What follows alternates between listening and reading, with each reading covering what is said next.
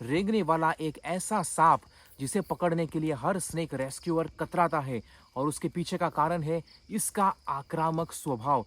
किस तरह से यहाँ पर ये ज़बान निकाल कर सूंघने की कोशिश कर रहा है, माहौल का जायज़ा लेने की कोशिश कर रहा है। और जब मैं कह रहा हूँ कि इसका आक्रामक स्वभाव है, तो यकीनन इसका स्वभाव काफ़ी आक्रामक होता है। ये लगातार आपको बाइट कर सकता है, इसीलिए मैं इसे काटने की मशीन भी कहता हूँ। वैसे पानी में रहने वाली सांप की ये प्रजाति जहरीली नहीं होती, लेकिन इसके जबड़े के अंदर छोटे-छोटे दाँत होते हैं और इसकी लार के अंदर एक एंटी कोएगुलेंट तत्व होता है।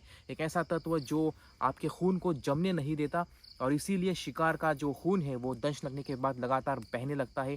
इंसान को भी अगर ये बाइट करे तो आपके ज़ख्म से खून पानी की तरह पतला होकर लगातार बहने लगेगा। इसकी आँख के नीचे की तरफ आपको 2 काले रंग की धारियाँ दिखाई दे रही होंगी। इस तरह से 2 काले रंग की धारियाँ होती है दोनों तरफ से, ये इसकी पहचान है। इसके अलावा इसके शरीर के ऊपर किसी चेस बोर्ड की तरह चेकर्ड का पैटर्न होता है, और इसीलिए इसे चेकर्ड कील बैक कहते हैं। ऐसी धारणा है कई गाँवों में, देहाती इलाकों में, कि ये सांप अगर काटे तो इसकी खुद की मौत हो जाएगी, लेकिन ये बात सच नहीं है। और अगर आप सोच रहे होंगे कि ये इतना शांत क्यों है, तो उसका कारण ये है कि मैंने इसे काफ़ी आराम से और हल्के हाथ से पकड़ कर रखा है।